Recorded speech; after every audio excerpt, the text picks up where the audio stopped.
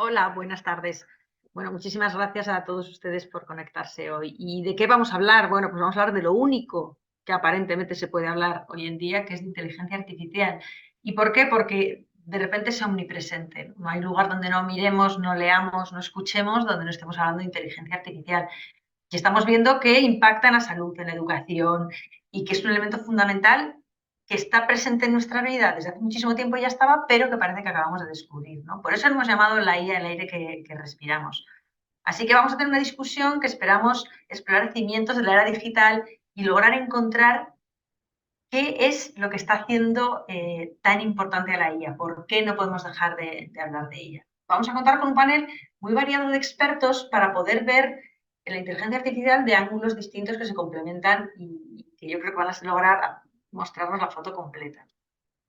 Por supuesto, Margarita Castilla, que la verán en sus pantallas, que es catedrática de Derecho Civil de la Universidad de Cádiz. Gracias, Margarita. Buenas tardes. Tenemos a Fernando Ejido, que es director general de Estrategia Digital, Tecnología y Operaciones en Singular Bank. Gracias también, Fernando. Buenas tardes. Buenas tardes. Antonio Ortiz, que es analista tecnológico y creador de medios como Sataka o Monos Estocásticos. Antonio, gracias por conectarte. Y Mercedes Siles, que es catedrática de álgebra en la Universidad de Málaga y fue directora general de la famosa ANECA, Agencia Nacional de Evaluación de la Calidad y Acreditación. No me gustaría, todos son, hacen más cosas y tienen más detalles, pero no me gustaría entretenernos mucho aquí y ya saltar directamente a la primera ronda de preguntas, que es, bueno, ¿por qué la IA es un tema de conversación en todos lados? ¿Qué ha pasado? ¿Qué ha pasado en los últimos meses para que hoy lo tengamos encima de la mesa y no podamos dejar de oír hablar y de escuchar sobre ella? Y voy a hacerlo por el orden que lo tengo en mi pantalla. Voy a darle la palabra a Mercedes. Mercedes, por favor, ¿qué ha pasado? Muy bien, pues nada, muchas gracias. Es un placer estar aquí hoy con vosotros. Pues han pasado muchas cosas a lo largo de todos estos años, muchas de ellas que ni siquiera nos hemos dado cuenta. Ha habido pues una acumulación de una gran cantidad de datos, también que digamos que hemos dado de manera generosa, si somos suaves, si lo decimos de una manera más realista, pues digamos que hemos dado datos de manera ingenua. Luego también pues ha pasado que se dispone de una gran cantidad, una gran capacidad de computación, una computación a bajo coste y que bueno, los aspectos técnicos también han mejorado.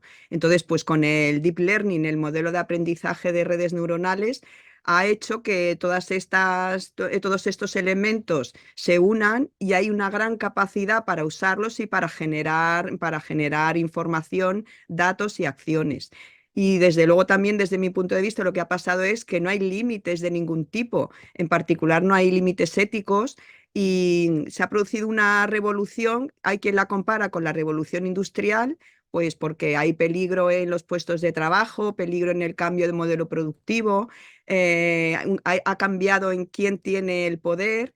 Y hay también quien la compara pues, con la revolución que supuso la imprenta. Pues hay una rápida difusión de las ideas, de la información, llega a más personas. También hay un cambio en quién tiene el poder, en aquel caso el conocimiento que salía de los monasterios, hubo una revolución, el luteranismo, la geopolítica cambió en las dos revoluciones.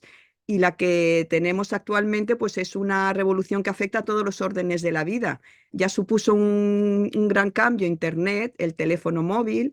A todo esto pues se le fueron añadiendo utilidades, sistemas para controlar nuestra vida.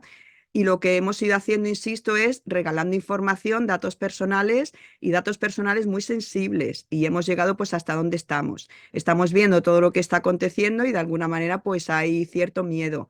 La IA tiene gran impacto en nuestras vidas, en todos los aspectos, en la educación, en la enseñanza, en la manera en la que nos comunicamos, en cómo nos mostramos al mundo y nos relacionamos con el mundo, en lo que pensamos, en lo que trabajamos, investigamos, también en política. Y lo que es importante es que a pesar de los miedos, tiene un potencial increíble, que además se nos muestra a diario. Entonces, bueno, pues todo esto es lo que ha ido pasando desde mi punto de vista y muchas más cosas. Muchas gracias, Mercedes. Antonio, que te tengo aquí también el siguiente en mi fila. ¿Qué ha pasado? Cuéntanos de tu óptica. Hemos visto, a Mercedes con la óptica matemática y con otras capacidades. Antonio, ¿qué ha pasado? ¿Dónde estamos? Pues, pues mira, yo lo resumiría en tres puntos que creo que nos tienen emocionados con la inteligencia artificial. Yo os propondría a todos coger el teléfono móvil, no ahora que estamos en esta conversación tan interesante, pero en algún momento, y probar el ChatGPT de audio. ChatGPT de audio es igual que el de texto con el que chateamos en la web, pero en el que hablamos con voz. Claro, tiene el nivel de ChatGPT, ya no es un asistente tan, perdonad la expresión, tan tonto como Siri y esa generación. Si empezamos a charlar con ChatGPT y lo miramos con un poquito de distancia, lo que tenemos delante es que hemos conseguido que las piedras dominen el lenguaje. Hay que lo que hay son minerales, semiconductores, pues el ser humano ha conseguido que las piedras dominen el lenguaje. Esto es en términos de los informáticos, yo soy informático de formación, lo exagero un poco, pero digo, esto es como la Capilla Sixtina de los informáticos mezclado con una gira de Taylor Swift. Estamos todos sobreexcitados, es decir, hay un punto muy epatante, muy emocionante de que esta tecnología ha conseguido cosas de valor. Lo segundo por lo que creo que estamos emocionados es porque es una manera nueva de solucionar problemas. La forma habitual, cuando hacíamos software de manera tradicional, era que el ser humano tenía que saber cómo funcionaba exactamente ese problema, dar las instrucciones exactas una a lo que tenía que hacer la máquina y la máquina lo ejecutaba. Eso para algunos dominios del ajedrez, si recordamos la victoria de Deep Blue contra Kasparov, pues funcionó muy bien y hay muchos terrenos en los que la informática y esta forma de desarrollar algoritmos han tenido éxito y nos han aportado a la sociedad, pero el modelo de Deep Learning, de Machine Learning, al que mencionaba Mercedes, cambia las cosas. Es decir, conseguimos que la máquina tenga un mecanismo de aprendizaje y en facetas en la realidad en las que nosotros no sabemos todas las reglas, en que no somos capaces de darle exactamente todo cómo funciona a la máquina es capaz de funcionar y de dominar ese dominio. Y eso pasa con el lenguaje, pero pasa también mucho con muchas facetas de la investigación científica o con los modelos de cambio climático. Y ese punto de hay una nueva serie de problemas que antes no podíamos resolver y ahora sí, va a ser muy valioso también para los humanos individualmente y como sociedad. Y por último, y muy rápido, es una nueva gran tecnología de aplicación general. Es decir, esto no es solo un chatbot para escribir o para crear una imagen. Las aplicaciones que estamos viendo van a tener un carácter de impacto global porque trabajan con la información y el conocimiento. Y cada vez nuestros trabajos tienen que ver más con la información y el conocimiento. Entonces, ese impacto en la economía, en el trabajo, en el aprendizaje, en la creatividad, pues de nuevo hace que lo veamos esto con mucha atención, también con ciertos miedos, pero también con mucha emoción. Gracias, Antonio. Sí, vamos a escuchar a Fernando. Fernando, ¿qué ha pasado? Cuéntanos tú qué crees que ha pasado. Buenas tardes. Pues veamos, yo añadiendo sobre lo que decían Mercedes y Antonio, ¿no? Yo creo que si se ha convertido en tendencia, fundamentalmente es por la IA generativa. Quiero decir, la inteligencia artificial lleva con nosotros mucho tiempo y la hemos utilizado fundamentalmente como tecnología predictiva. Y es cierto que ese aumento de datos, ese poder computacional al que Mercedes se refería, ha venido también ligado de los avances en los algoritmos de aprendizaje, ¿no? Y esos avances en esos algoritmos, pues consiguen lo que Antonio se refería, ¿no? Oye, tenemos un sistema, tenemos una tecnología, primero, que es capaz de entendernos, ¿no? Que ya no tienes que darle comandos, sino que hablas como un humano, es capaz de entendernos, es capaz de descubrir o conocer cuál es el contexto y sobre ese contexto es capaz de transmitirnos conocimiento o generar información que nosotros consideramos, como quien dice, humana, porque ya no es un resultado, pues como en el buscador de Google, donde tienes que utilizar palabras clave y en función del posicionamiento te aparecen los primeros resultados, sino que nosotros hacemos una pregunta como se la haríamos a la persona que tenemos alrededor, ¿no? a nuestra vera, y la respuesta que nos da es una respuesta elaborada, con lo cual es como si nos estuviera respondiendo una persona, ¿no? Entonces, yo creo que ese es el punto que ha hecho que de repente empecemos a ver esto como si fuera magia. Es como si de repente hemos llegado a algo que puede humanizar la tecnología y que encima nos puede dar respuestas.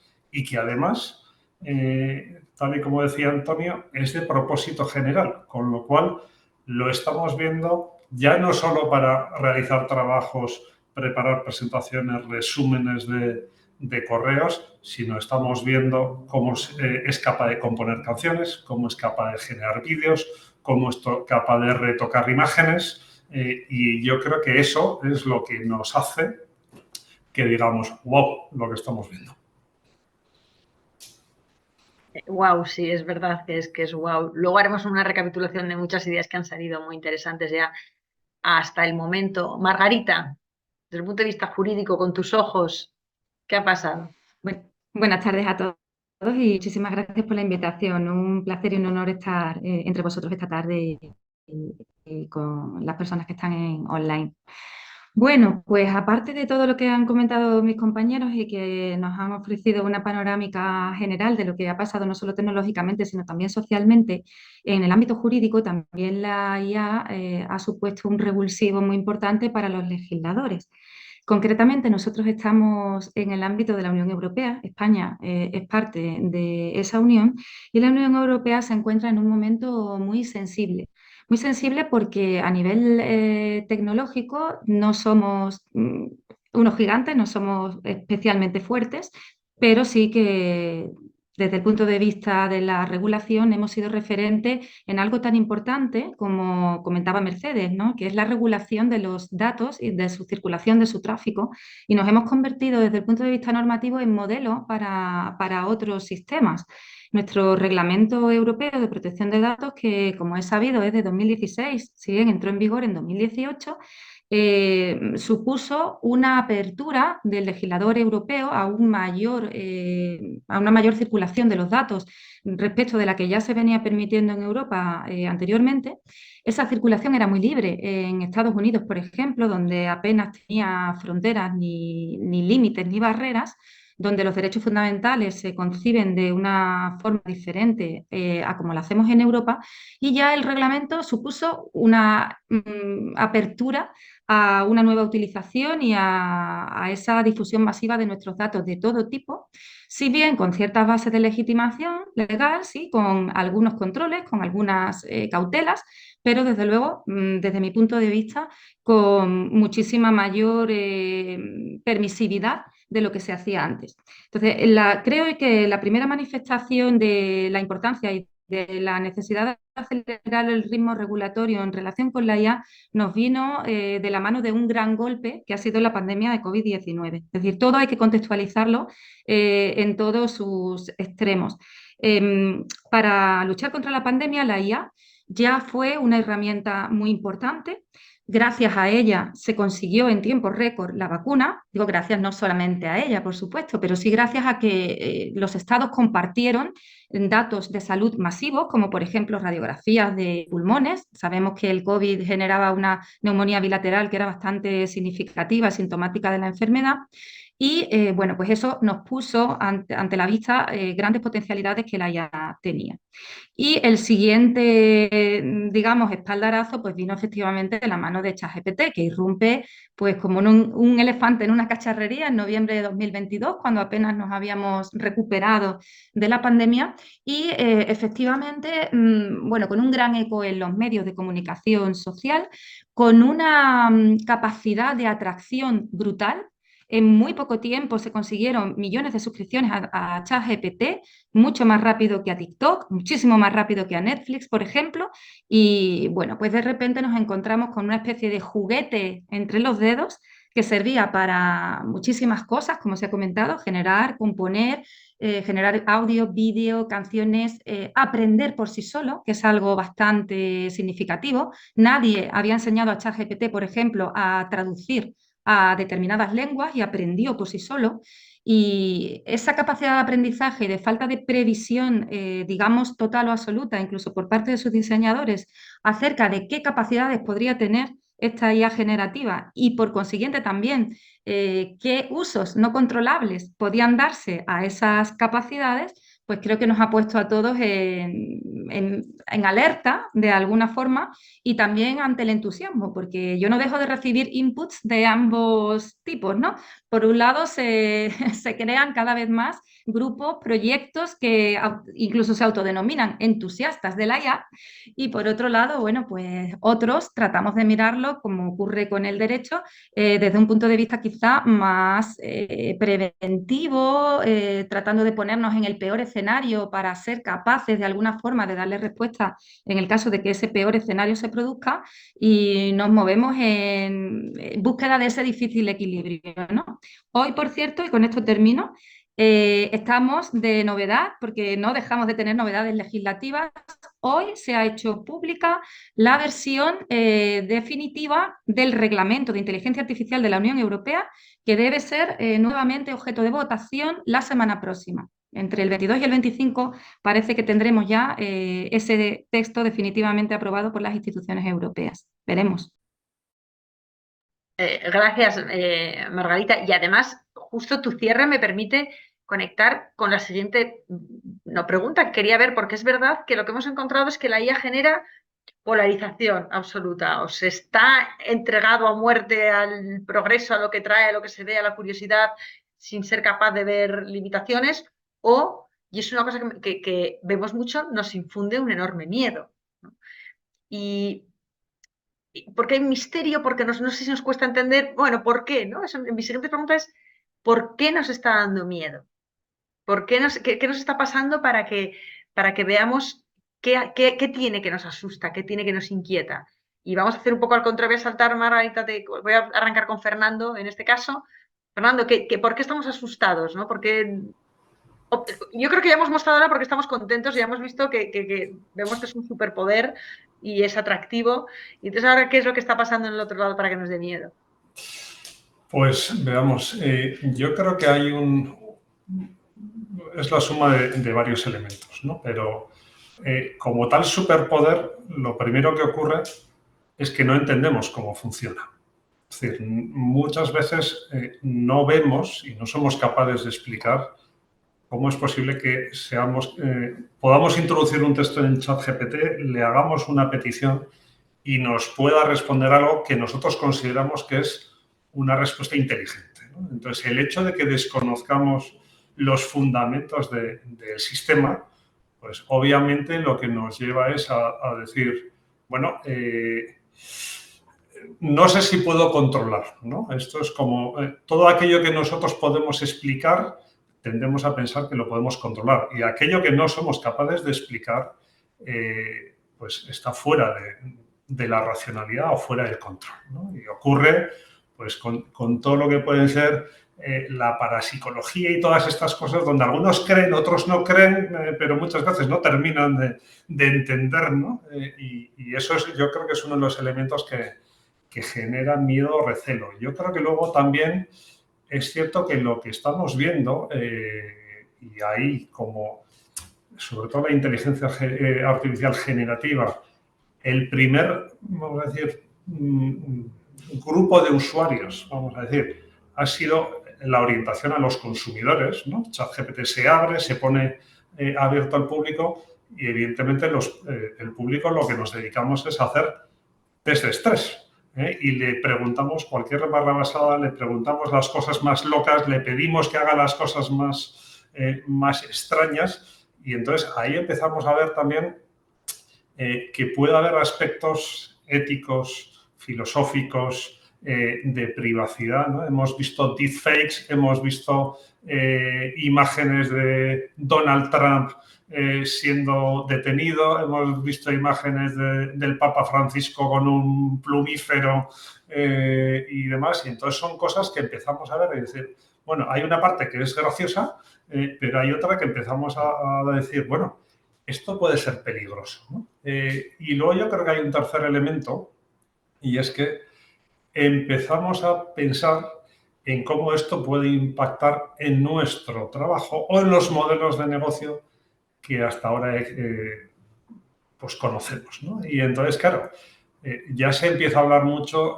y hasta ahora, de que los trabajadores del conocimiento, pues básicamente lo que vendíamos es conocimiento, pero cuando de repente una máquina aparentemente tiene el mismo conocimiento que nosotros o más y es capaz además de sintetizar, de generar un informe, etcétera, pues nos empezamos a preguntar, oye, sí, está muy bien, me va a dar superpoderes para ser más productivo, pero es que a lo mejor mi puesto de trabajo sobra, ¿no? Y yo creo que es la suma un poco de todo eso lo que nos está generando, bueno, esto va a provocar un cambio radical a todos los niveles, y lo que no tenemos claro es hacia dónde va a ir. Sí, muy interesante esta última idea todo, pero la última no, es cuando de repente es una revolución que afecta a un perfil profesional que hasta ahora siempre se ha sentido salvaguardado de alguna manera. Mercedes, ¿tú qué ves? ¿Por qué crees que eso que fascina y aterroriza la Y IA un poco a partes iguales? sí, yo estoy de acuerdo con lo que ha dicho Fernando. Da miedo porque desconocemos las capacidades que tiene, no sabemos exactamente cómo funciona y no sabemos qué capacidades puede llegar a tener. A mí lo que más miedo me da, entre otros aspectos negativos, es los usos que se le puede dar. Estamos pensando, como ya se ha dicho, que los puestos de trabajo pueden resentirse. También puede contribuir a la desigualdad. Y yo creo que uno de los problemas que también está generando es que no sabemos distinguir dónde está la verdad. Parece que la verdad ha desaparecido y que ahora vivimos como en una especie de creencia. Entonces nos acercamos a aquello que pensamos que encaja más con nuestra personalidad o a aquello que nos han hecho creer que encaja más con nuestro pensamiento. O sea que yo creo que hemos pasado desde de la idea a la creencia, lo cual es bastante peligroso. Y luego también pasa que, pues bueno, en el imaginario popular pues hay películas, libros en los que hay un ser creado por el hombre que toma el mando, acaba con el propio hombre. Y entonces pues a veces con esta revolución tan enorme que estamos teniendo, parece que se confunde la ficción con lo que pudiera ser la realidad. Y luego también hay un aspecto que a mí también me resulta llamativo y es que se hacen muchas afirmaciones interesadas. Cuando digo interesadas me refiero que hay intereses económicos detrás. Entonces las grandes empresas pues ya van diciendo que el crecimiento de la IA es exponencial, que si en poco tiempo vamos a alcanzar, ahora mismo estamos en la IA débil, pues que si en poco tiempo la general, que es la que va a tener todas las habilidades y las capacidades del humano, que después vamos a pasar a la superinteligencia que va a superar al ser humano. Y la verdad es que hay mucha gente, ya digo, es cuestión como de creencia, está como los que creen que efectivamente esto va a ser así. Y a mí esto pues me da la sensación de que deja al ser humano desvalido, porque esto es como pensar que hay un determinismo y yo desde luego determinista sí que no lo soy. Entonces, el ser humano no puede dejarse desarmar por algo que él mismo ha hecho. Y yo desde luego no pienso que vayamos a llegar ni a la superinteligencia, desde luego que no, y creo que a la otra tampoco, en el sentido de que no creo que una máquina vaya a tener todas las habilidades que tiene el ser humano. Hay una cuestión y es que el ser humano no es capaz de crear.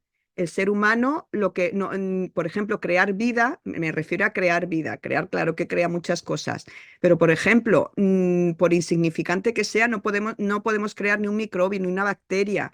Lo que sí podemos hacer es pues, modificar, alterar, hacer mucho daño con lo que modificamos y con lo que alteramos, con lo que inventamos, como ya se ha demostrado, pero no podemos crear. Entonces, yo pienso que hay que razonar, hay que pensar de manera racional y ser conscientes de que la inteligencia artificial, la generativa y todas, tiene limitaciones. Los datos son muchos, muchísimos, pero no son infinitos. Los algoritmos no dejan de ser órdenes matemáticas. A lo mejor no sabemos cómo funcionan, pero existe una limitación y es la limitación del lenguaje. El propio ser humano, el lenguaje ya es una limitación para nosotros. Entonces, ¿cómo unas máquinas que funcionan con un lenguaje que tiene limitaciones van a alcanzar las habilidades y las capacidades del ser humano? ¿Cómo, por ejemplo, va a ser capaz de amar, de apreciar la belleza, yo qué sé, de las emociones, de llorar? Entonces, yo pienso que sí puede aproximarse mucho, pero una cosa es aproximarse y otra cosa es que sea como los sentimientos que tiene el ser humano o como eso que el ser humano no es capaz de expresar. Y con el tema del crecimiento exponencial, que también nos ayudan, y ya digo, yo pienso que hay muchos intereses económicos detrás, a mí me recuerda a cuando Malthus decía que la población crecía de manera exponencial y que los alimentos crecían de manera, de manera más lineal. Con lo cual, pues bueno, creó esta teoría que se asumió, digamos que creó pues un poco de caos y la teoría se demostró que era falsa, pero desde luego causó alarma y provocó pensamientos y acciones, digamos, poco éticos. Entonces, yo pienso que estamos en una situación muy parecida en lo que a expectativas respecta. No significa que no debamos creer que no haya riesgos, que sí que los hay, ni peligros, se ha dicho y hay muchos, pero debemos trabajar para mitigarlos, desde luego para no generar alarma y desde luego para que la IA esté al servicio de la humanidad, no la humanidad al servicio de la inteligencia artificial. Gracias, Mercedes. Pues vamos a intentar eso, no generar más miedos. Margarita, ¿cómo ves, no? ¿Por qué hay Ah, estos miedos? ¿Tú qué ves? a ver, bueno, yo creo que los miedos hay que dimensionarlos y hay que tratar de meterlos en el redil, pero es lógico que se alberguen y también es, incluso creo, bueno que haya cierto, no miedo, pero sí precaución.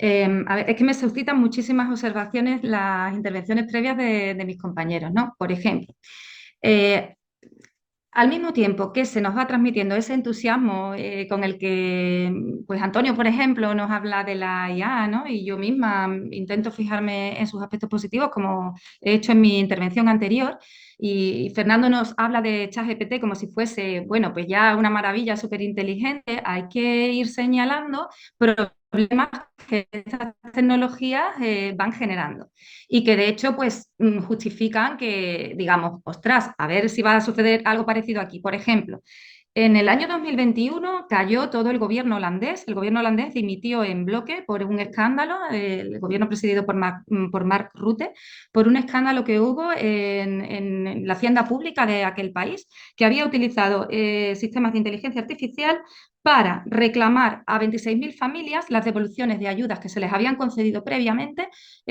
para sus hijos y demás.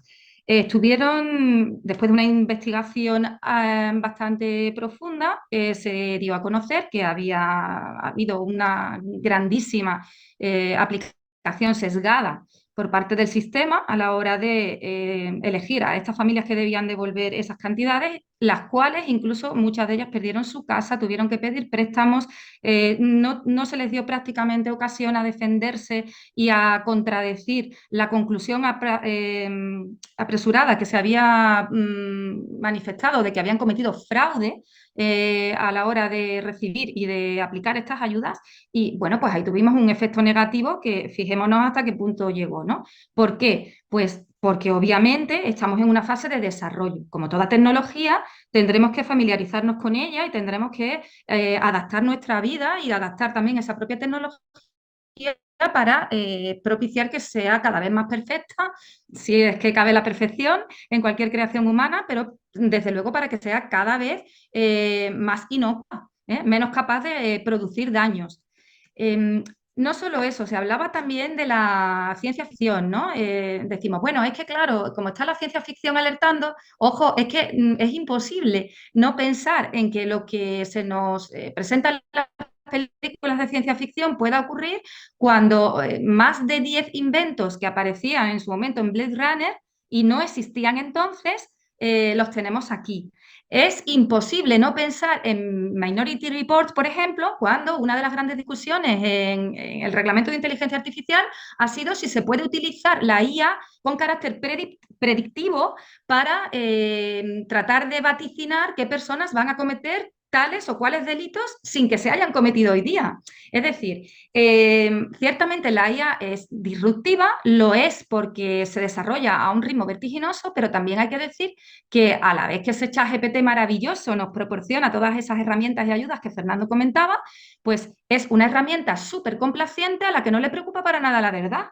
Es decir, si le preguntas algo a ChatGPT, su mayor énfasis, su mayor interés es proporcionarnos una respuesta, pero esa respuesta no siempre es verídica, de hecho, pues se inventa fuentes, se inventa datos y de alguna manera incluso también nos censura o nos responde las preguntas que quiere y las que no quiere las oculta, nos dice que no puede respondernos así, tenemos que buscar una vía alternativa para que nos responda y en definitiva, bueno, tecnologías, digamos, el control de ese conocimiento, porque ahora todo el mundo en lugar de recurrir a otras fuentes de información que se está transmitiendo, no siempre es fiable.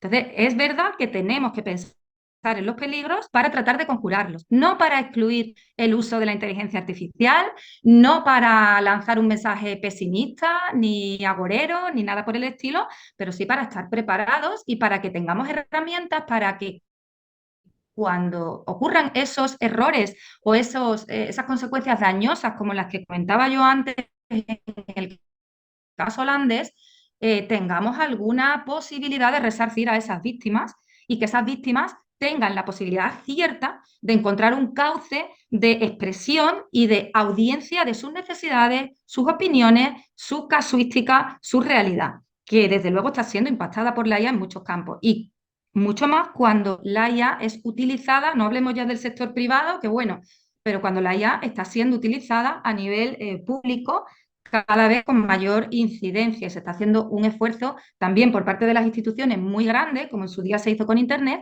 para implementar herramientas de IA en la administración pública que, hilando también con lo anterior, bueno, pues obviamente también suponen una amenaza para los puestos de trabajo de muchas personas, no solo en el ámbito de lo público, también de lo privado, pero precisamente por esta incapacidad que tenemos de seguir su velocidad. Los humanos no tenemos este ritmo que tiene la tecnología. Entonces, adaptarnos a ella no es fácil, pienso yo. Gracias, Margarita. Antonio, te he dejado para el final de esta ronda con idea. ¿Por qué nos da miedo? ¿Qué ha pasado? Y además has escrito últimamente de esto y todo. Cuéntanos. Sí, bueno, es que primero es que los anteriores ponentes han dicho cosas tan interesantes que podríamos estar aquí horas, ¿eh? Bueno, tres ideas también muy básicas, ¿no? Una es que, al igual que ha dicho Mercedes, creo que hay un meme, no un meme en el sentido de chiste de internet, sino un meme en el sentido de unidad cultural de transmisión, en el sentido de Dawkins, ¿no? Que lleva con nosotros miles de años. Y es un meme que explica que si el ser humano sobrepasa los límites que le están otorgados, que se juega a ser Dios, por ejemplo, creando una inteligencia artificial, será castigado por su soberbia. Eh, Ese meme está en la Torre de Babel, está en Prometeo, está en Prometeo, Prometeo el Nuevo, Frankenstein, está en la ciencia ficción moderna, como he explicado, y sigue triunfando en Black Mirror. Y triunfa porque conecta con un miedo profundo, cultural, que está en muchísimas sociedades, ¿no? Desde tiempos antiguos, ¿no?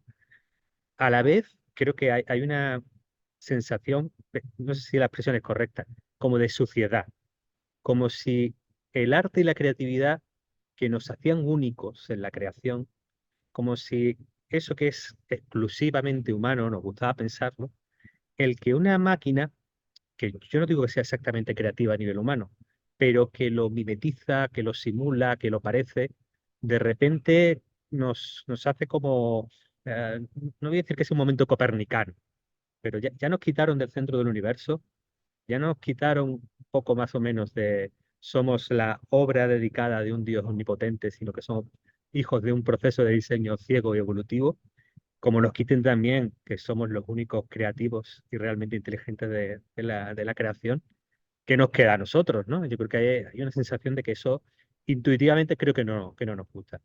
Y luego hay un punto que también ha flotado aquí alrededor del empleo, que es que lo sorprendente, esperábamos que la inteligencia artificial iba a ser robots, que también se está trabajando en ello, pero parece bastante más lejano, robots que hicieran los trabajos manuales, mientras que nosotros nos podíamos dedicar al arte, la poesía, la creatividad y, ¿no? y los placeres o lo que quisiéramos, ¿no? Pero claro, como esta inteligencia artificial bebe de los datos que hay en Internet, lo que es buena es en aquello que está muy digitalizado. Hay muchos textos, hay mucho vídeo, hay mucho audio, ¿no? Entonces, en esa generación de información, conocimiento, texto, audio y vídeo, es en lo que es buena esta generación de inteligencia artificial. Y claro, nos sentimos un poco como diciendo, oye, es que las clases creativas y los trabajadores del conocimiento, nuestros textos no deberían verse afectados. Los trabajos manuales sí. ¿No? Nadie está aquí, perdón, no quiero decir aquí, ¿no? Pero nadie vemos con lamento que hace un siglo y medio el 90% de la población española fuera agrícola ganadera y ahora sea el 4%. Eso parece que nos parece bien porque parece que hemos ido a cosas superiores. Entonces, cuando las clases creativas y del conocimiento nos vemos afectadas, somos las que tenemos más influencia en la opinión pública. Son las que participan en el medio de comunicación, son todos de esta clase. El sesgo participativo en las redes sociales, en los debates públicos, por ejemplo, en este debate. En este debate hay profesor universitario, profesional de la banca, yo que soy más o menos periodista, pero no hay un alicateador de cuarto de baño. Es decir, en la opinión publicada y en lo que se discute, estamos muy sobre representados. Entonces, si somos nosotros los que nos vamos a ver afectados y pensamos que nuestros empleos o nuestras tareas no deberían verse influidas, pues creo que también esto añade un énfasis y un subrayado fuerte en el debate público. Ahí el audio. Sí, gracias, Antonio.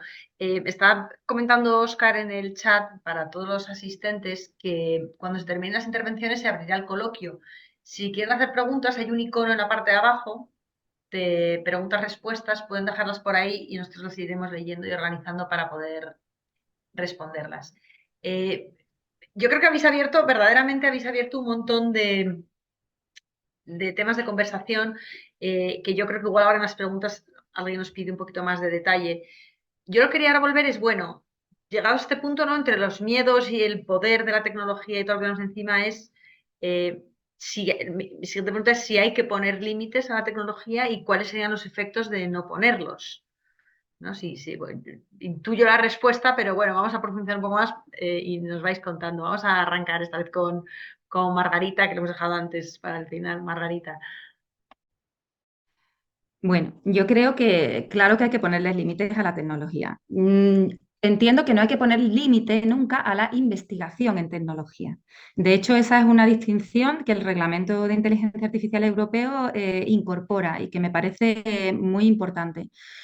De hecho, antes se ha hablado de necesidad de establecer límites éticos, que no solamente normativos o jurídicos, no siempre van de la mano o no siempre están exactamente al mismo nivel. Digamos que la ética tiene un grado mayor de aspiración, ¿no? Respecto de lo que es el mero cumplimiento normativo. Y fueron los ingenieros los primeros que se plantearon la necesidad, los ingenieros que desarrollaban herramientas de inteligencia artificial, los primeros que propugnaron la adopción por ellos mismos de un código ético para el desarrollo de la inteligencia artificial.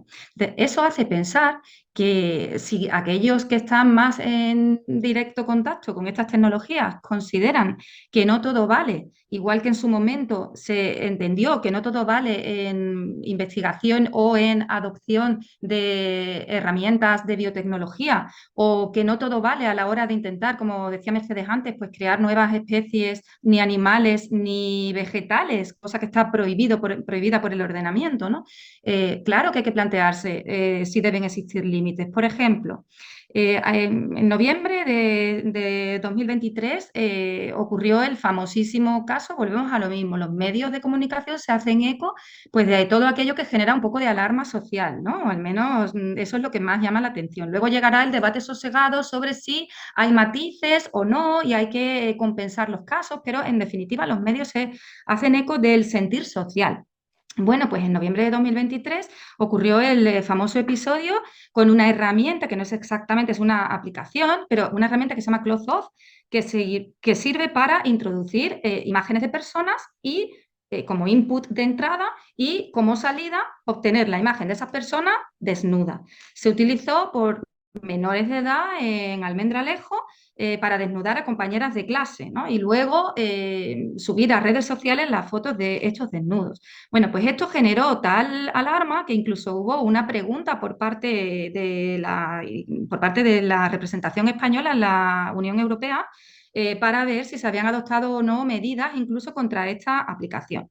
En definitiva, vemos que Obviamente, los desnudos y la manipulación de imágenes no es algo nuevo en absoluto. Todo el mundo conoce el Photoshop.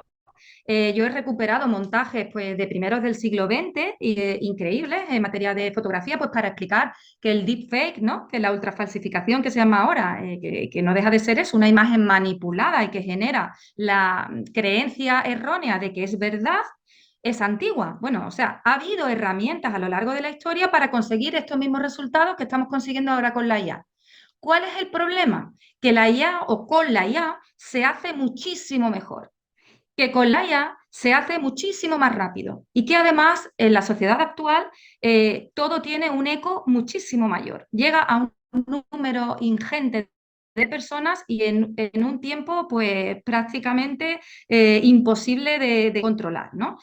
Bueno, claro, es normal que esto genere rechazo en un sector de la sociedad, el que se ve inmediatamente concernido por este tipo de sucesos, ¿no? Entonces, bueno, claro que hay que poner límites. Primero, ¿qué límites? Nosotros tenemos unos ordenamientos jurídicos, unas sociedades occidentales, como son las que integran la Unión Europea, donde se nos ha llenado la boca siempre, y además nosotros, ¿no? Desde Hermes también, pues luchamos por ello, se nos ha llenado la boca con los derechos fundamentales y la protección de los derechos de las personas, entendidas como seres humanos, no solamente en su vertiente individual, sino en la colectiva, ¿no? De ahí que, a la vez que defendíamos el derecho al honor, a la intimidad, a la propia imagen, pues defendíamos el derecho de reunión, de asociación, de huelga, etcétera, ¿no? Y todo ello como al máximo nivel. Resulta de repente que con estas herramientas todos esos derechos entran en solfa rápidamente y que el legislador se da cuenta de que los instrumentos jurídicos que hasta ahora más o menos venían sirviéndonos no nos sirven para dar una protección adecuada a esos derechos. Somos lentos, somos ineficaces en esa respuesta. Bueno, hay que replantearlo. ¿Esto es nuevo? No, también, vamos, desde la historia íntegra de la humanidad hemos tenido normas y esas normas han debido adaptarse al progreso de la sociedad y de la propia especie. También tendremos que hacerlo ahora, pero nuevamente el problema es el decalaje, el tiempo, la incapacidad que tienen las normas, que son las que establecen límites, quitando los límites éticos que nos corresponden a todos, a la sociedad en su conjunto y a cada uno de los colectivos profesionales que estamos involucrados con la IA, o a cada una de las personas y de las asociaciones que puedan formarse de usuarios, pues más allá de eso es el legislador el que tiene que establecer límites. Claro, esos límites no son fáciles de establecer. De hecho, con ChatGPT se han introducido límites en el reglamento de IA, pues de manera sorpresiva, a última hora. Bueno, yo creo que es un buen comienzo lo que se ha hecho, pero es eso, es un comienzo. Nos falta rodaje, nos falta enfrentarnos al caso real, nos falta ver la evolución, pero tenemos que ser muchísimo más ágiles en la respuesta. Entonces, yo creo que límites, por supuesto que sí. El ser humano, tanto en su vertiente individual como en la colectiva, creo que la individual está cada vez más cápita y disminuida, eso creo, pero el ser humano tiene que estar por encima de la tecnología, sin que ello limite el progreso del conocimiento y sin que ello impida que, bueno, si hacemos muchos avances, podamos guardarlos un poco o administrarlos en el tiempo para que la sociedad tenga capacidad de acercarse a ellos de forma muchísimo más amigable, muchísimo más productiva en positivo. Gracias. Sí, gracias, Margarita. Fernando, vamos a ver, hay que poner límites, ¿cómo lo hacemos? ¿Qué supondría no ponerlos?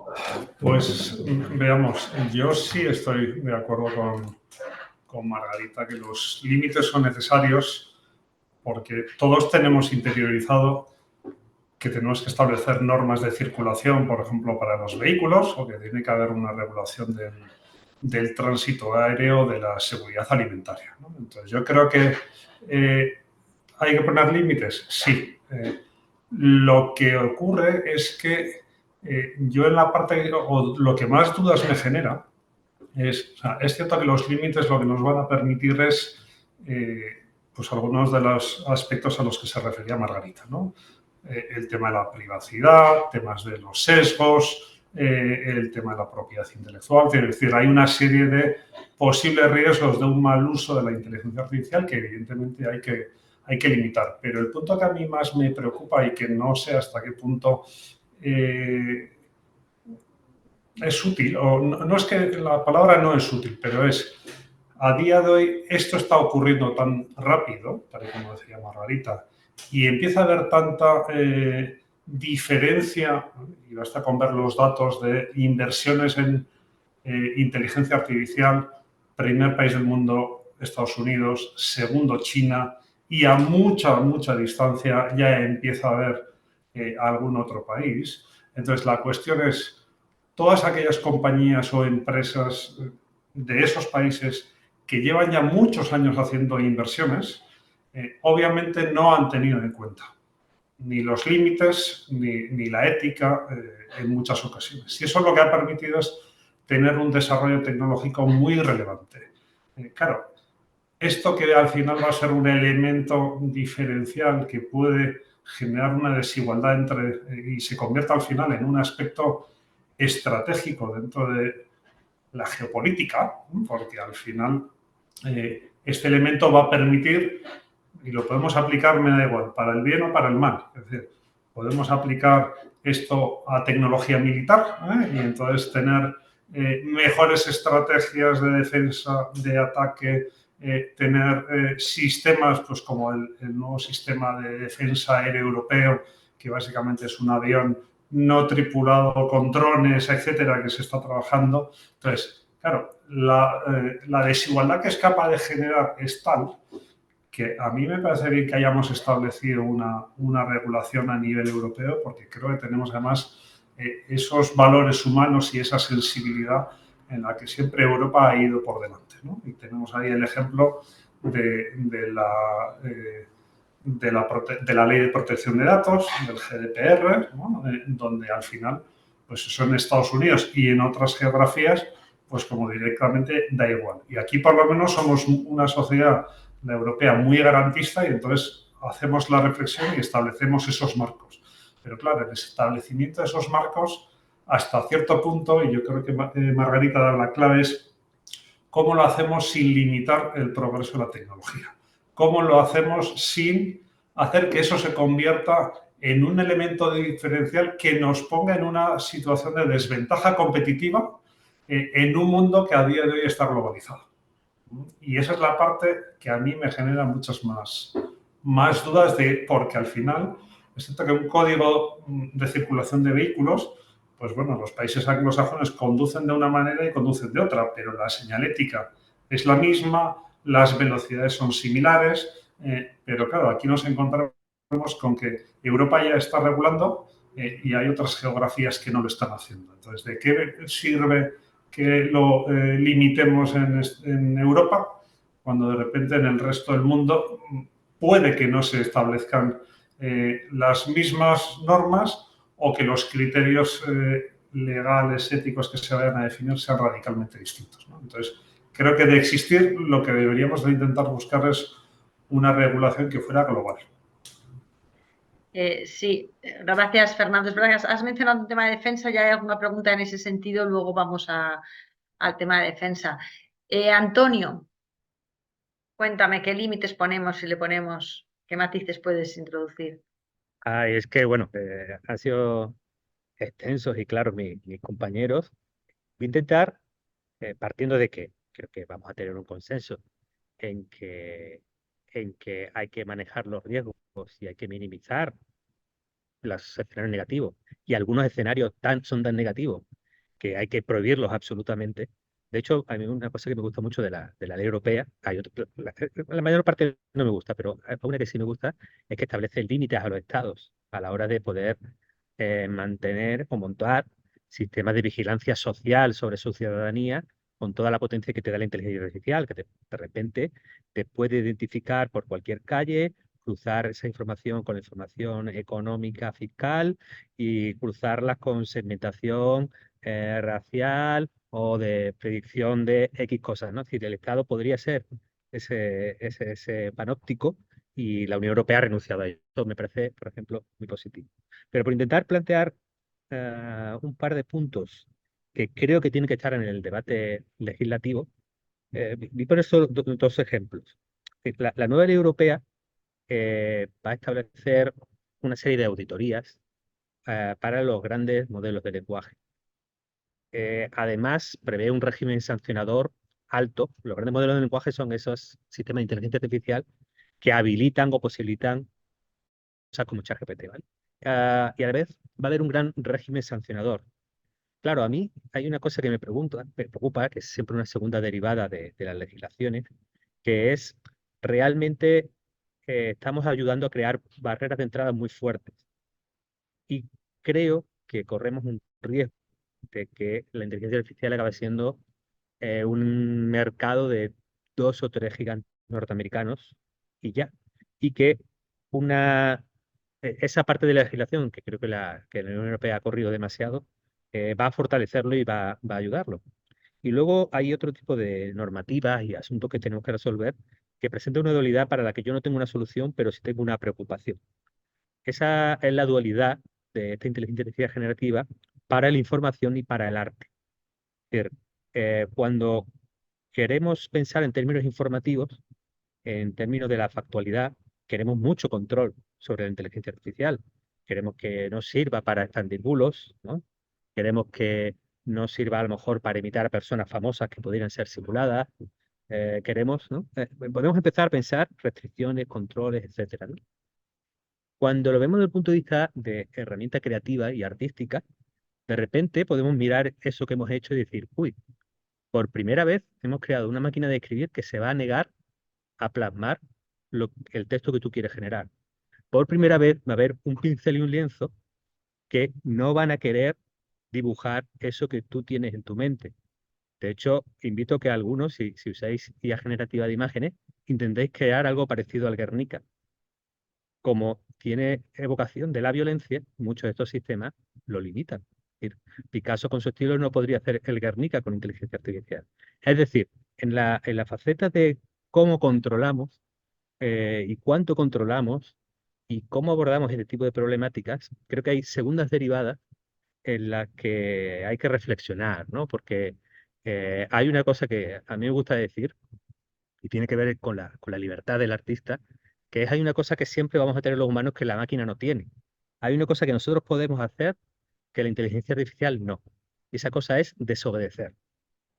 Podemos llevar nuestro arte a los límites no permitidos por la sociedad, tratar un tabú, hacer algo incorrecto que luego nos caiga las consecuencias de nuestro acto, pero eso lo podemos hacer, pero la máquina no, la máquina va a hacer lo que se le diga. Gracias. A mí me entra la duda de si no se puede programar a una máquina, luego vamos, para que desobedezca, pero luego vamos a esa pregunta. Mercedes, nos queda tu última visión y ya vamos a ir pensando en la última pregunta. Ya pueden ir dejando sus preguntas también en el apartado de interrogación que está abajito. Mercedes. Muy bien, pues yo voy a abundar en lo que se ha dicho con anterioridad. A mí una cosa que me llama mucho la atención es Elon Musk, que se pasea por el mundo como si fuera un jefe de Estado. Vemos imágenes de él y fotos que da la impresión de que es un jefe de Estado. Entonces, da la sensación de que el poder, digamos, va a cambiar de manos y como se ha dicho, a lo mejor ahora el poder va a estar en manos de 3 empresas tecnológicas norteamericanas. Yo no sé si la humanidad es eso lo que le parece más apropiado. Además, la empresa de Musk, pues eso, no conoce límites. WorldCoin, la empresa esta asociada que se dedicaba a escanear los iris a cambio de criptomonedas, pues estuvo en España haciendo ese tipo de cosas. Tardamos algunos días en responder, pero bueno, España respondió y se lo prohibió, pero eso no pasa en otros países. Entonces, el iris es parte de nuestra identidad, de la de nuestros familiares, de nuestros antepasados. Entonces, quien tiene nuestro iris puede suplantarnos. Y lo que provoca esto es que tengamos cierta desprotección y pienso que la identidad, lo que se considera identidad, aquellos atributos que se decida que constituyen nuestra identidad, desde luego debemos preservarla porque es exactamente eso lo que somos. Si nos quitan nuestra identidad, ¿dónde nos quedamos? Con esto del poder que decía, pues yo también llamo la atención sobre Musk, que tiene una serie de satélites que, bueno, aparte de generar basura espacial, que le importa poco dejarla por ahí, lo cual es un gran peligro, pues tiene capacidad pues, para decidir si esta guerra la gana tal o esta guerra la gana cual, porque le deja los satélites que los usen aquel, el otro o el de más allá. Luego hay otros peligros, pues como lo que hemos visto, lo de Facebook y los suicidios, los problemas de bullying y de acoso, la injerencia en las elecciones que está más que demostrado, lo que Margarita ha contado anteriormente, en fin, que hay muchos peligros que deben ser atajados, como por ejemplo la utilización de interfaces ordenador-cerebro que pueden utilizarse para modificar nuestra conducta, pues con fines completamente comerciales. Es verdad que se ha empezado a utilizar con fines médicos, pero se han hecho experimentos con ratones, se les provocan alucinaciones manipulando el córtex cerebral, por lo cual podrían hacer eso mismo con nosotros y provocar pues que hiciéramos aquello que quieren que hagamos. Entonces, la suplantación también de la imagen y la voz que también se han mencionado, pues todo esto son peligros. Pero luego también hay hay otros peligros, no dos peligros, sino dos bloques de peligros, digamos, que van más allá y que son realmente son muy peligrosos. Uno de ellos es que consume la inteligencia artificial generativa y todas estas tecnológicas consumen una ingente cantidad de recursos naturales. Entonces, por un lado estamos hablando del tema de sostenibilidad y por otro lado estamos viendo, pues por ejemplo, ChatGPT, el otro día leí que cada 100 preguntas que se hacen se consume 1 litro de agua. Y bueno, han salido por ahí noticias de que están acabando con las reservas hídricas de ciertos sitios. Entonces, el tema de los recursos naturales es importante controlarlo y no podemos ir a por todas y dejar que esquilmen los recursos naturales. Y otro tema que también es muy peligroso es que hay, y de lo que se suele hablar poco, es que está muy bien todo esto que venden de la IA, dónde vamos a llegar, lo que está haciendo, pero debajo de la IA hay miles de personas, sobre todo de países en vías de desarrollo, que están trabajando pues, para limpiar aplicaciones como ChatGPT, para mirar las alucinaciones y que no se produzcan, para etiquetar todo lo que se ve en una imagen. Es decir, hay gente, las personas que se dedican a etiquetar, que están viendo cantidad de imágenes, les pagan una miseria porque generalmente las contratan en países que son países o en vías de desarrollo o emergentes. Entonces, pues no solamente que contraten mano de obra barata, sino que también el otro día estuve leyendo una entrevista que le hacían a una persona, a una moderadora que llamaban, que se dedicaba a ver imágenes violentas. Entonces, cuando tú te dedicas a etiquetar imágenes de violencia, de agresiones sexuales, de asesinatos, produce unos daños psicológicos que me da a mí la impresión que a las empresas que están haciendo esto les importa muy poco. Entonces, bueno, estos dos grandes bloques de peligros también hay que tenerlos en cuenta. Y bueno, pues ya digo, si no fuera porque es un asunto muy serio, haría una broma, no sé si recordáis, si la audiencia recuerda, pues los episodios de los Picapiedra, el lavaplatos que tenía, pues que dentro tenía una serie de animales que hacían todas las tareas, aparecía algo como muy moderno, pero en realidad tenemos que mirar lo que hay dentro y lo que hay debajo de toda esta tecnología. Es gente de países en vías de desarrollo a los que se está utilizando como mano de obra barata. Y ya digo, estos dos temas hay que tenerlos también en cuenta.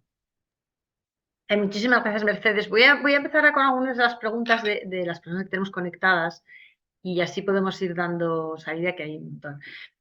Una pregunta que hacen es si de verdad, lo hemos comentado un poquito en la charla, pero si queréis, lo ha comentado Antonio, ¿cuál estiman que es la capacidad que tiene la Unión Europea a nivel global en materia regulatoria, siendo el primer zona geográfica que se dedica a regularlo? O sea, si tenemos esa capacidad de influencia, si creemos que es algo que de verdad va a crear unos estándares o va a ayudar. No sé si Margarita, que es un tema más jurídico, quieres empezar tú. Bueno, se habla del llamado efecto Bruselas, ¿no? El ejemplo está en el Reglamento Europeo de Protección de Datos, porque claro, pensamos que en materia de inteligencia artificial, efectivamente, como se ha dicho, nuestros grandes competidores, competidores de la Unión Europea, son Estados Unidos por un lado, China también emerge con fuerza, Canadá, Australia, algunos países, pero muy a distancia de los anteriores. ya se están también efectuando regulaciones allí. Sabemos que hay una orden ejecutiva del presidente Biden en este sentido y que esa orden parece que se produjo pues, por la influencia del eco que estaba teniendo el Reglamento Europeo de Inteligencia Artificial.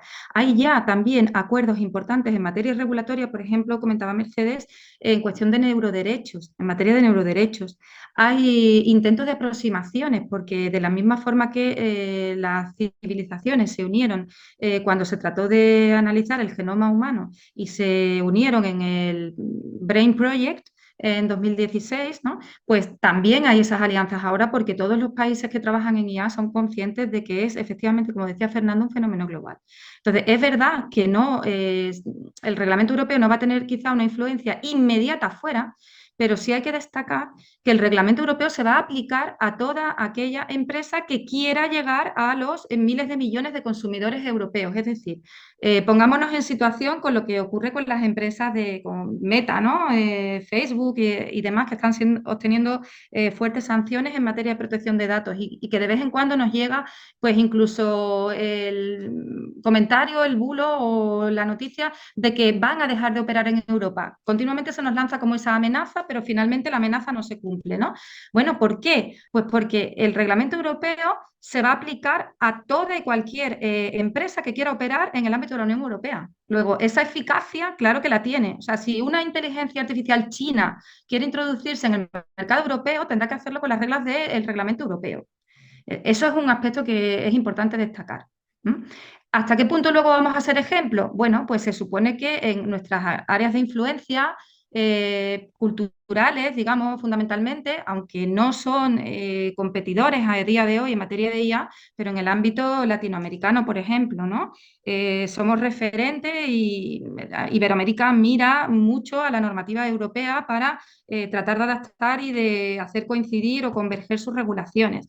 Entonces, bueno, por esas vías yo simplemente me remito a una tecnología que fue también muy disruptiva y a la que la humanidad temió muchísimo, como es la energía nuclear y que todavía tenemos ahí la amenaza. Putin nos está todos los días amenazando con que quizás lance bombas nucleares. Bueno, pues ya tuvimos una convención sobre la energía nuclear en el año 94, donde se establecieron unos consensos básicos entre los países. Es evidente que a nivel de detalle no vamos a lograr esa convergencia, pero yo creo que a nivel de grandes principios orientadores y de establecer esas reglas comunes de funcionamiento, el reglamento europeo sí puede ser una pieza importante y un elemento a tener en cuenta. Por muy perfectible que sea, que a mí también me parece súper perfectible en 200 cosas, Antonio. No estoy de acuerdo en muchas de las cuestiones que regula el reglamento o principalmente en cómo las regula, pero la legislación también se va mejorando con el tiempo.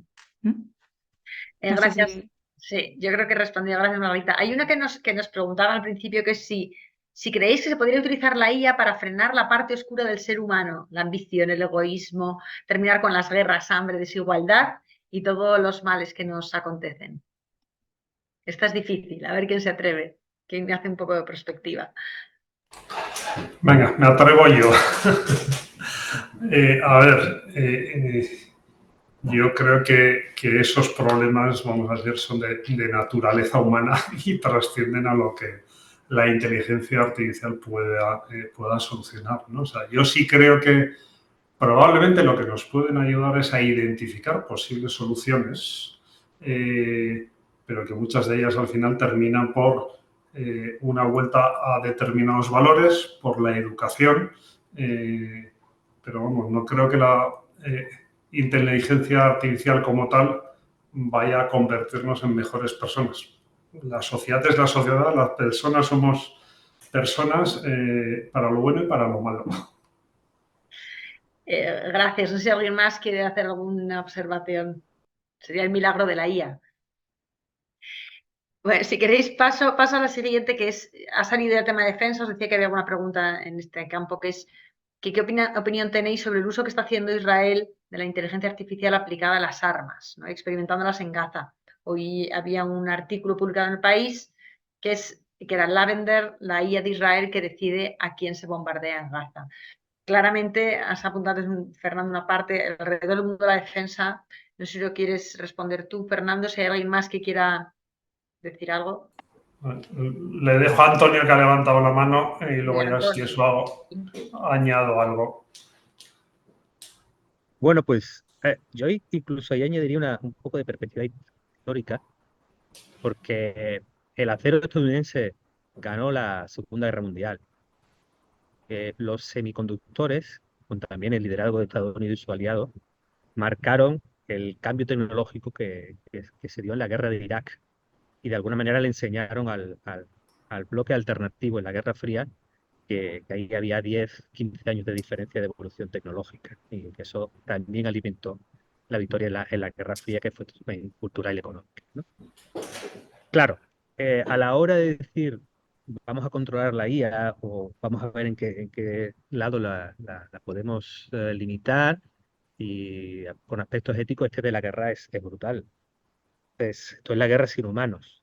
Es decir, no, si ya hubo un gran avance, y esto fue gracias a los semiconductores, en la precisión de las armas a distancia, el, digamos, lo que trasciende un poco por el reportaje publicado por The Guardian, País y la fuente original, es que es de una dureza brutal, en el sentido de que hay dos niveles: el que puedas personalizar incluso individualmente al objetivo, que es un nivel técnico, y luego hay un nivel humano, que es decidir, lanzo la bomba a pesar de que ese objetivo esté rodeado de familia o de X factores, ¿no? Y aquí yo creo que son los dos niveles en los que se mueve la inteligencia artificial. Yo soy pesimista.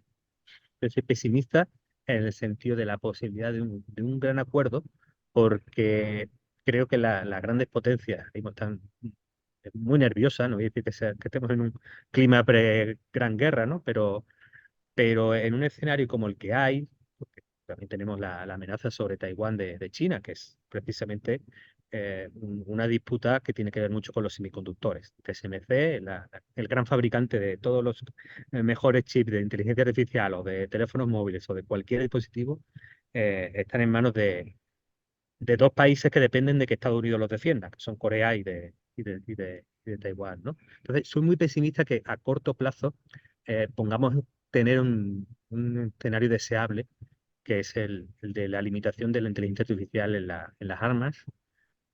Algo tan crudo como que la decisión final de matar o no matar esté automatizada, esté programada, esté a expensas de su sistema, y creo que lo deseable sería una solución similar a la que tuvimos con las minas antipersonas. Pero que, viendo ahora la crudeza de lo que tenemos delante, la capacidad de marcar una diferencia tecnológica en el área de combate que tiene la inteligencia artificial a día de hoy, como la próxima gran generación de tecnología para la guerra, yo ahora mismo soy pesimista. De hecho, el tema es muy interesante. En la Fundación Hermes vamos a dedicar un seminario específico y un grupo de trabajo a profundizar en este campo, porque realmente, claro, las connotaciones detrás son increíbles. Margarita también quiere comentar algo en este asunto. Margarita, por favor. No sé si Fernando quería que había dado la palabra primero a Antonio. No, yo añado solo una cosa. O sea, estoy en línea con lo que dice Antonio, porque además en todos los ámbitos tecnológicos siempre hay una diferencia entre el uso civil y el uso militar de la tecnología, ¿no? Y entonces, claro, cuando entramos en una dimensión militar que fundamentalmente está planteada como defensa, no como ataque, claro, lo que un gobierno busca, un Estado busca, es poder defender a sus ciudadanos con el menor impacto posible en bajas humanas.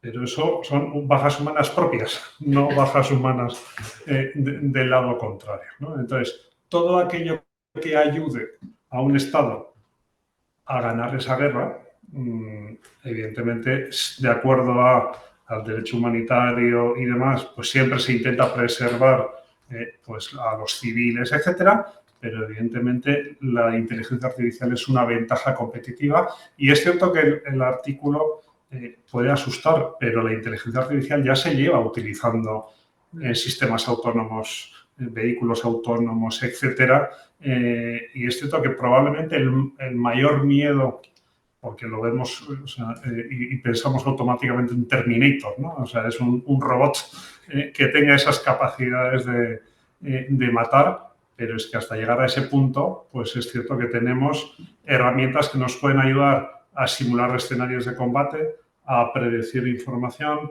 a tomar decisiones de manera automática, o como veíamos con el sistema Lavender, pues a la definición y selección de objetivos. Entonces, soy bastante pesimista. No sé, Margarita, si quieres completar esto, hay una pregunta específica para ti. Sí. Brevemente. Bueno, pero solo en relación con lo de las armas, comentaros que obviamente la legislación es diferenciada, es decir, el reglamento de inteligencia artificial específicamente deja fuera obviamente el entorno armamentístico. Las normas no se aplican a la IA de uso militar. La OTAN está trabajando en unas directrices éticas dentro del ámbito de la propia OTAN, pero bueno, efectivamente comparto la visión pesimista en este punto de Antonio y de Fernando, sin perjuicio de que también pues, dejó en el aire el llamado uso dual, ¿no? La industria armamentística sabemos que ha sido siempre motor de cambio y de innovación y que luego muchos de los inventos que ha habido en la industria armamentística se han utilizado en el plano civil, ¿no? Como por ejemplo el velcro. Claro, armas para matar personas difícilmente van a tener esa utilidad. Pero solo era eso. Ya, Margarita, ya que tenemos aquí, uno de los asistentes pregunta y dice, bueno, que no ve inconveniente en que la IA se utilice en estudios retrospectivos de salud, ¿no? Porque los hechos nunca podrán negarse, pero sí ve problemas serios éticos en aquellos estudios prospectivos o predictivos de futuro, ¿no? Porque pueden generar mucha incertidumbre en el usuario de la sanidad, tanto pública como privada, y un tercero se puede beneficiar de ello, ¿no? Entonces, lo que él dice es, jurídicamente se tiene que tener muy claro quién es el responsable en todo momento de cualquier aplicación de la IA. Sí, eso es lo que está intentándose con las normas, concretamente con el reglamento de inteligencia artificial ya distingue entre lo que son los llamados proveedores y los responsables del despliegue, que es una nueva terminología que se ha acuñado en las últimas versiones, y las normas de responsabilidad están también intentando en todo momento establecer ciertamente quién es la persona física o jurídica, normalmente serán empresas, que deban responder de los daños ocasionados por la IA. Estoy muy de acuerdo con que los estudios de salud concretamente, pues precisamente por lo que decía Mercedes, son datos sensibles, el ejemplo de Google lo ilustra perfectamente, ¿no?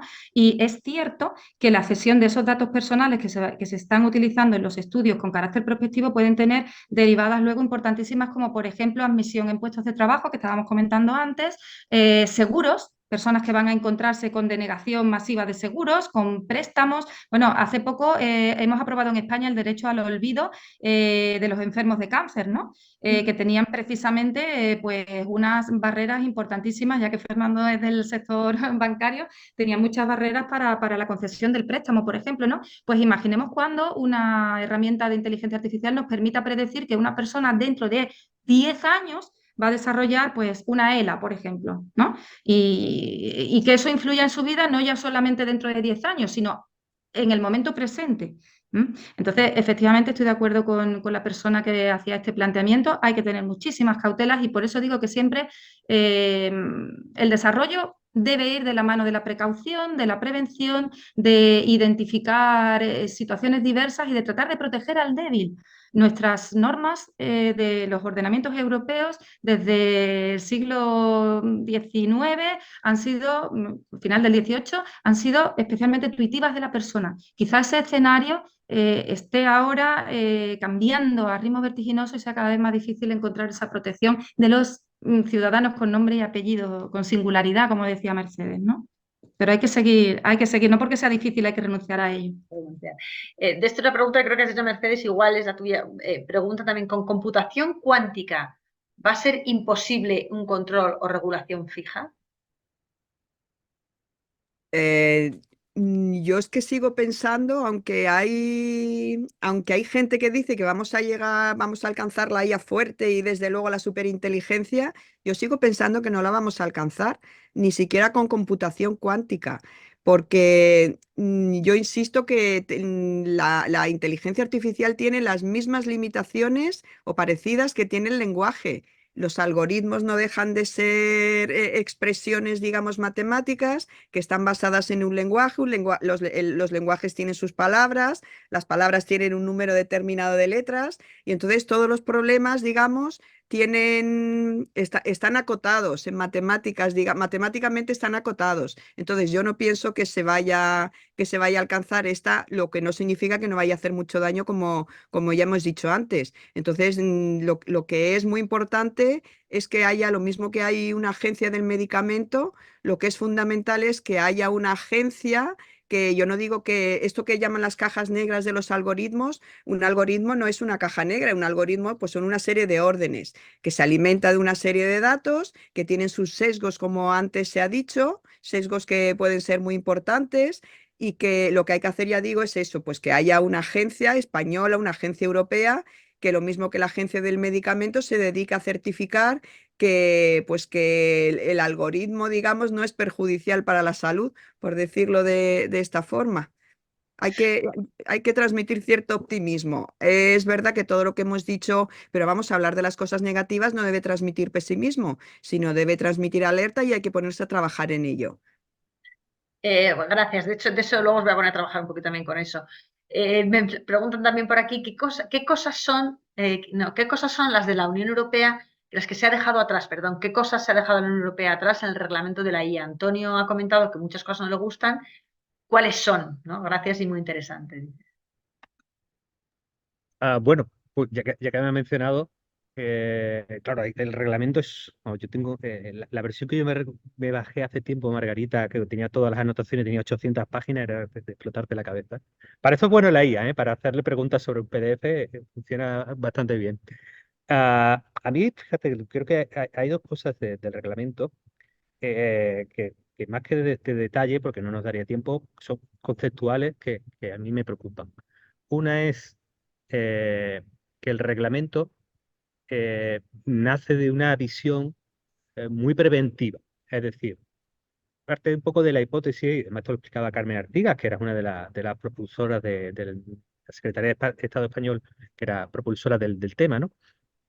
Y era la idea de que sabemos los efectos que va a tener la inteligencia artificial en el futuro y sabemos la manera de cortarlos, limitarlos y además decir que esto no va a tener ningún impacto en el desarrollo y la innovación, ¿no? Claro, yo es que niego la hipótesis de partida. Es decir, cuando ¿no? Se plantea de sabemos los impactos que van a tener en el futuro, yo siempre hago el mismo ejercicio. Y miré a los años 70, miré a los amigos Cerf y Camp, que son los inventores de una cosa que se llama TCP/IP. TCP/IP son los protocolos con los que funciona Internet. Ponte delante la foto de esos dos señores, ¿no? Que eran eso, académicos americanos duros de aquella época, y pregúntate qué capacidad predictiva sobre los efectos sociales, culturales, económicos, incluso los más expertos, incluso los inventores de la cosa, iban a tener sobre el desarrollo tecnológico y su impacto en las sociedades. Yo creo que en tecnologías que se llama ahora, se dice ahora, disruptivas, no tenemos esa capacidad y creo que conceptualmente, en mi opinión, ha habido un exceso de celo, no voy a decir pánico moral, es decir, yo creo que ha habido un exceso de celo de querer regular muy pronto y muy rápido por una sensación de descontrol y creo que no vamos a predecir los efectos de la inteligencia artificial, que eso vendrán sobrevenidos y que nos cuesta mucho asumir en la sociedad actual que todo cambio tecnológico tiene externalidades negativas. Eso es así.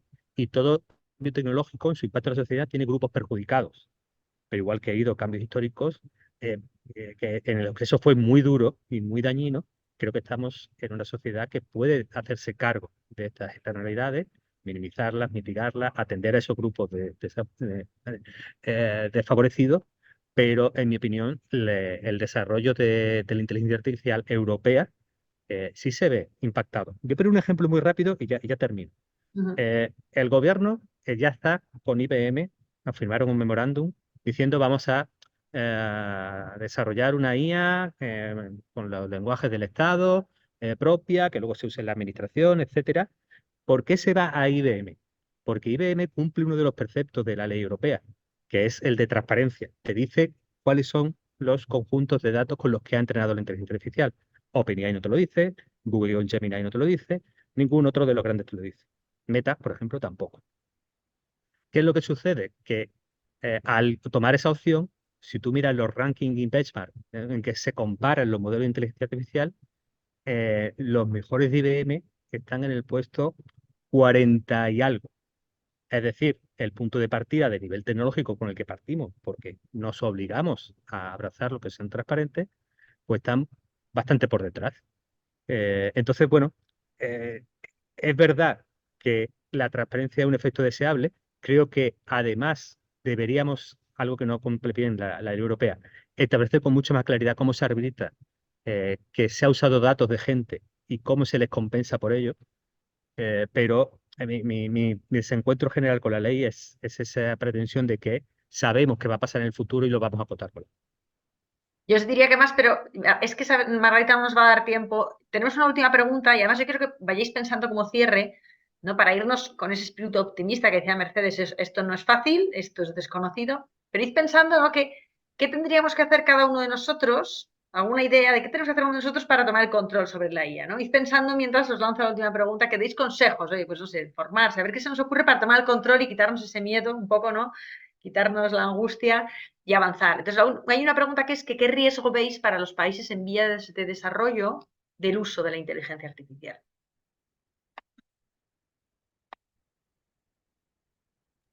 Pues, Sí, perdona, Margarita, nada, habla, que te he visto que has levantado la mano. es que le he cortado, era para la respuesta de la anterior. Era por perdona. la Pues yo el riesgo que veo es justo uno de los que he mencionado anteriormente, que se están creando empresas que contratan a miles de personas de países en vías de desarrollo que las están utilizando pues para tareas como el cribado de datos, el etiquetado, el análisis de si la IA está haciendo las cosas bien o no las está haciendo bien. Entonces, he leído incluso que hay quien dice que está dando de comer a estas personas, pero esto se parece un poco a lo que pasa con la industria textil. Genera trabajo, pero también está generando muchas desigualdades y desde luego tienen que pensar en los efectos no solamente económicos, sino en los efectos psicológicos. No se puede utilizar a los países en vías de desarrollo como mano de obra barata. De hecho, no hay que utilizarlos. Hay que tratarlos pues como países que son al mismo nivel, cada uno da en función de sus capacidades, como pasa con las personas, y desde luego hay que ayudarles a incorporarse a esta revolución, pero no abusando de esos países. Y con los materiales que también se ha hablado anteriormente, pues aquí también hay un grave peligro en África, por ejemplo, pues que donde hay materiales que son útiles para hacer que las piedras, como se decía al principio, que las piedras generen información, pues esto también es un tema delicado. Entonces, son muchos los riesgos que hay en los países en vías de desarrollo y esto también debería atajarse. Yo también lo veo difícil, soy pesimista, pero bueno, soy optimista Seguro por que naturaleza. optimista. Bueno, para esa ronda de despedida, de qué tenemos que hacer de alguna manera, voy a empezar con Antonio, que tiene un tren y necesita irse un poquito antes. Un consejo, ¿qué hacemos? En cosas legales le haría más caso a Margarita que a mí, porque sé que se ha quedado con eso pendiente, pero bueno, como me tengo que ir, no puedo escucharte, pero te escucharé a posteriori. Y yo creo que ya estamos, los que estamos en este seminario, ya estamos dando ese primer paso, que es voy a escuchar, voy a aprender, voy a ponerme al día, voy a leer, se están escribiendo muy buenos libros sobre inteligencia artificial, además de los clásicos, que también los hay muy buenos, y en esta pluralidad de puntos de vista, porque bueno, yo creo que aquí todos hemos compartido cosas, pero también creo que se ha notado que tenemos nuestros matices.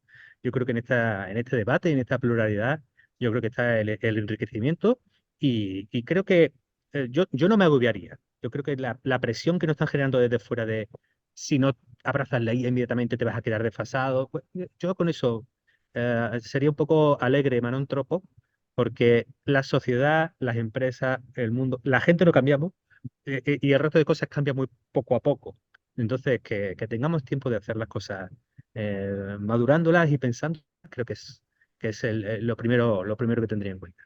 Y siento que tener No, gracias que salir Antonio, corriendo. no, muchísimas gracias, ya hemos abusado. A ver, alguien más, ¿quién está? Margarita, Mercedes, Fernando, esa ronda. Gracias Antonio, te excusamos, pues. Yo añadiría sobre lo que ha dicho Antonio, experimentar. Es decir, perder el miedo y experimentar, porque en el momento que que trabajas con la inteligencia artificial, me da igual una generativa, etcétera, es cuando empiezas a ver cuál es la realidad, ¿no? O sea, cuáles las capacidades actuales, qué puede hacer, qué no puede hacer, y nos permite por lo menos tener un marco de cuál va a ser la posible evolución, porque, a ver, esto es, a mí me recuerda a lo que es la banca electrónica, ¿no? La banca digital, donde pues de repente durante unos años se pensaba que todas las oficinas iban a desaparecer y que todos íbamos a estar utilizando la web. Es cierto que a día de hoy todos estamos utilizando las aplicaciones móviles, pero las oficinas bancarias no han desaparecido, ¿no? Entonces, lo que se ha desarrollado es la conveniencia y nosotros como consumidores o como ciudadanos lo que utilizamos es aquello que es más conveniente para nosotros, pero obviamente no lo podemos usar si no lo experimentamos. Entonces, yo animaría a la gente, además de, como bien decía Antonio, leer, informarse, educarse, a perder el miedo y experimentar. Gracias, Fernando. Tenemos un par de minutitos antes de despedirnos. Margarita.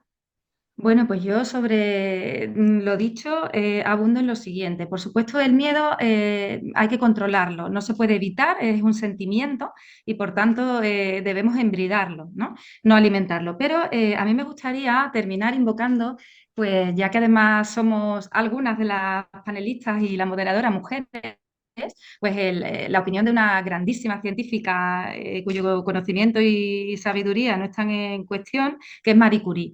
Marie Curie decía que a nada en el mundo se debe temer, sino aprender, ¿no? Y hoy en día, aquella pionera de la radiactividad nos ha permitido disfrutar de que tenemos a disposición pruebas médicas como resonancias magnéticas computerizadas, tenemos multitud, bueno, las centrales nucleares que generan electricidad y de vez en cuando hay un Chernóbil, un Fukushima, y de eso se aprende también para el futuro, pero ahí siguen estando y Francia las está edificando nuevamente.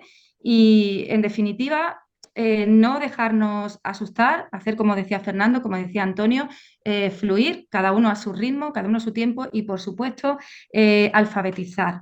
Se ha dicho antes que muchos estamos en estos foros del mundo académico y es quizá porque pues, la pedagogía, el afán por transmitir lo poco que sabemos o lo que investigamos forma parte de nuestro ADN, ¿no? Pues en materia de ella hay que alfabetizar muchísimo, hay que acercarla al ciudadano.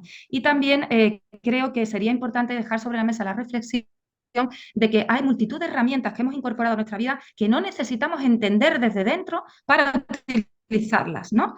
Como las plataformas en streaming, como ese GPS que nos ayuda en el coche, como tantas y tantas aplicaciones que nos ha traído el desarrollo tecnológico y que ciertamente han mejorado nuestra vida. Entonces, miremoslo con un poco de calma, de desapasionamiento y, pues como decía antes, teniendo cuidado, como hacemos cuando conducimos nuestro coche todos los días, pero no renunciamos a conducir nuestro coche por el hecho de que haya algún accidente, ¿no?